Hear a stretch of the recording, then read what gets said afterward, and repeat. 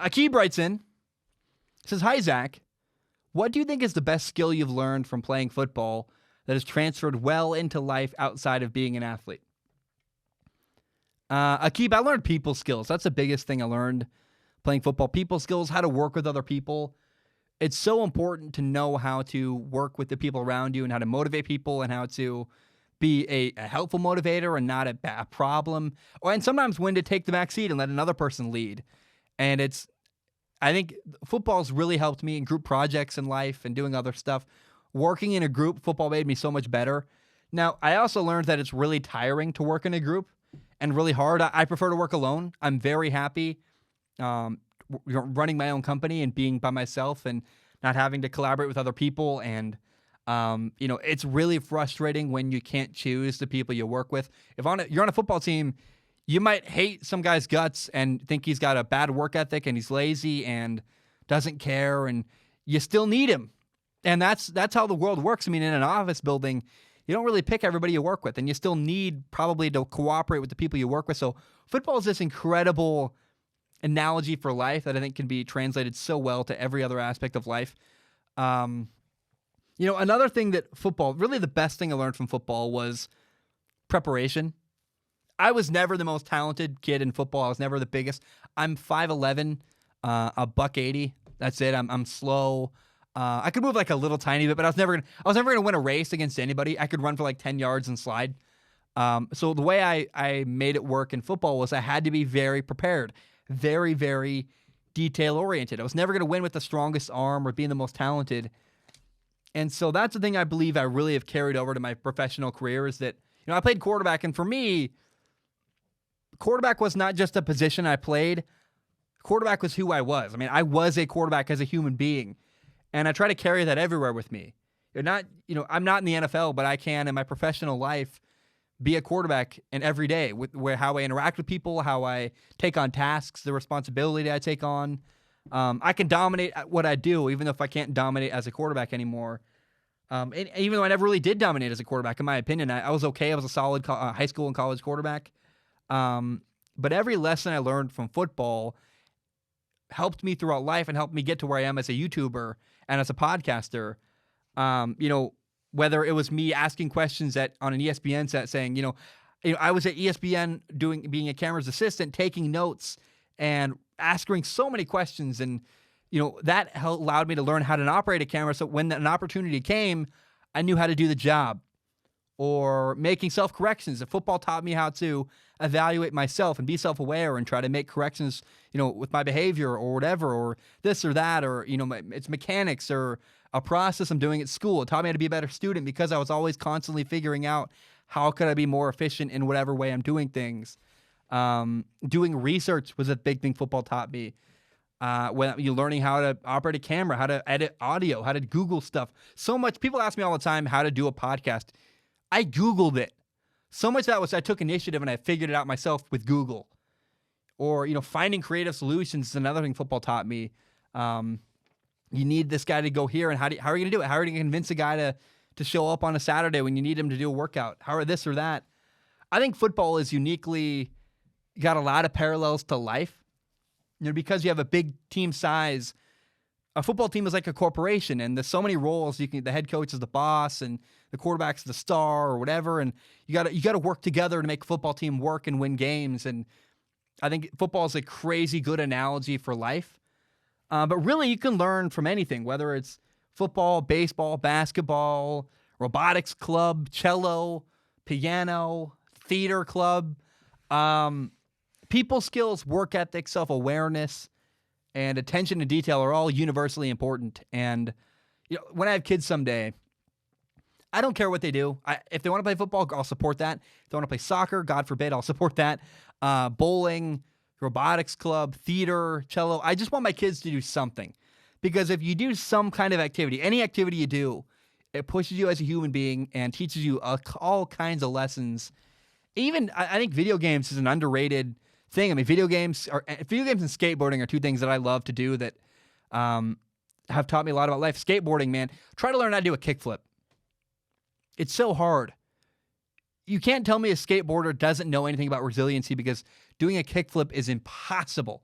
When I learned how to do a kickflip, it was so hard. And then when I got there and I learned how to do it, oh, it was the best feeling.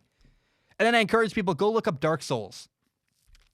Dark Souls is a trial and error, rinse and repeat, death. You got to learn from yourself and make mistakes and figure it out. Even video games, the bad rap they get, there's a lot of trial and error and learning you can do in a video game. Or even, this is really dumb, but like playing Fortnite with your friends can teach you how to communicate and cooperate. Like basically any activity you do can push you as a human being if you're open to learning from it. And those are lessons I learned in football. But man, if you're a kid out there and you don't play football or whatever, go do something. Join a robotics club, do theater. Like, I wish I'd done theater. I never had the courage to step onto a stage. I would have loved to, but I was too afraid of being in front of a crowd and getting made fun of, which is so weird. I could throw touchdown passes in front of thousands and thousands of people, but oh, God forbid, 200 people watched me do something in a play at high school. Like, I wish I'd done that. And so I think anything you do in life, any activity you choose can teach you a lot about life if you allow it to and you're open to it. Hey guys, I want to tell a story. I finished recording and I realized that this is a really big lesson I learned in football that I should share. And so to kind of set the stage for the story, I was part of the 2015 quarterback class with like Sam Darnold and Josh Rosen and so many really good high school quarterbacks. And I was at the Eugene, Oregon camp. It was the NFTC for Nike, which basically became a de facto Elite 11 regional tryout because there were 2 spots left in the Elite 11 and all the Elite 11 regional tryouts were over.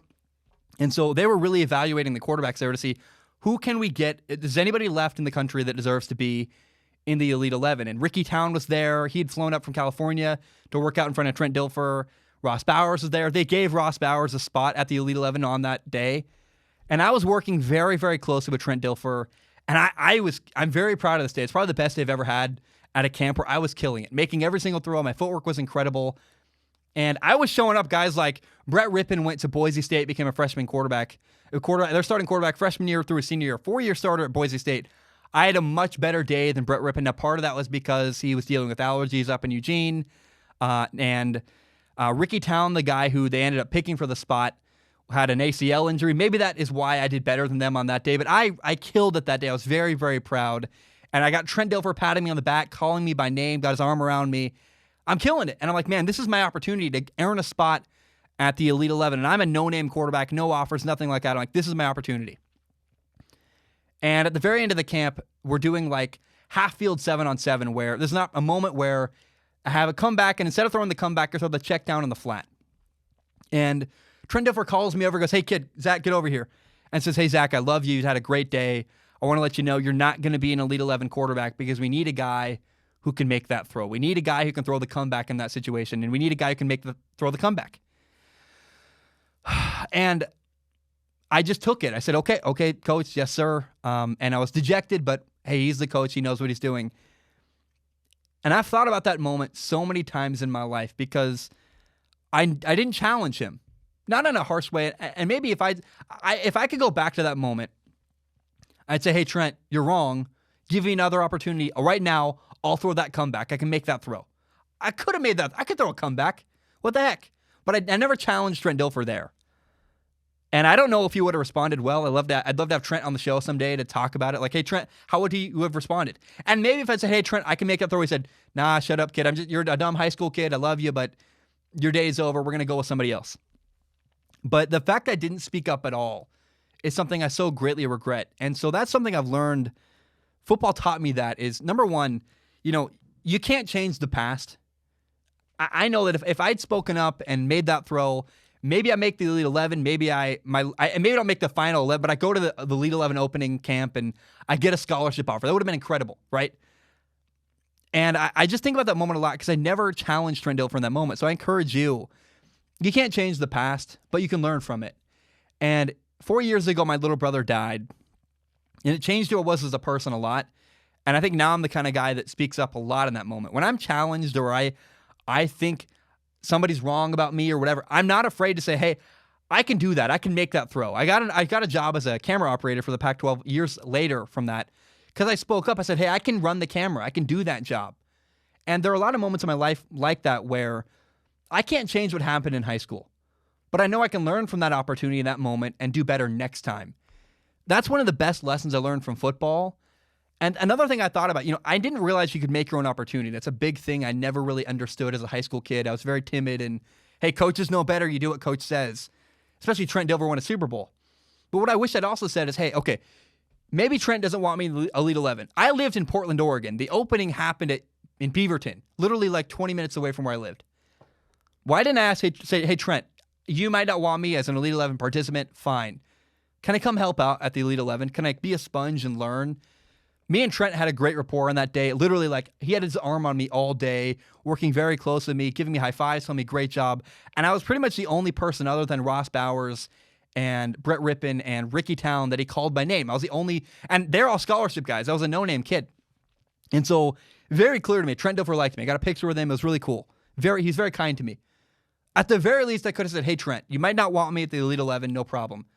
Can I hold a broom and run quarterback drills or be a sponge and take notes or do video or something so I can be there at that camp and learn something on that day? I should have asked for that opportunity, because the worst Trent Dilfer could say is, hey, kid, we're not going to let you throw the comeback. Or, you know what, you can't come to the opening in Beaverton 20 minutes from your house. But you never know, he might have said yes. And if you never ask, the answer is always no. And so that story, I finished recording the show and was like, I should put that back in, because that's something I regret a lot from high school. Not that I didn't make Elite 11, not that Trent Dilfer didn't want me, not that I couldn't make the throw, whatever, but it's because I didn't speak up. Trent Dilfer said I couldn't throw a comeback, and I could have thrown that comeback. I'm very certain of that. Would he have taken me? I have no idea. Like, I was a no-name kid. I played D3 football. Like, he didn't want me. That's okay. But I wish I'd fought for myself a little more in that moment. I encourage anybody out there, don't be afraid to speak up.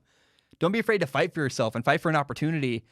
And don't be afraid to think outside the box. Again, if I could go back and say, hey, Trent, maybe you don't want me, but can I be at the opening? Can I be there taking notes and learning and being a sponge as you guys go through drills? It couldn't have hurt anything. And if you never ask, the answer is always no. Don't be afraid to push for opportunities. Don't be afraid to speak up and defend yourself if you think you can do something someone's doubting you on. And don't be afraid to speak up in general. That's what a lesson that really sticks with me from high school is that interaction with Trent Dilfer. Trent, if you're listening, please come on the show. I'd love to talk to you about it someday. I think about that moment a lot. It doesn't weigh on me, but I do know that I do differently today. I can't do differently. That moment's over. But you can do differently the next time you're in an opportunity like that. Please, I'm begging you, don't be afraid to speak up.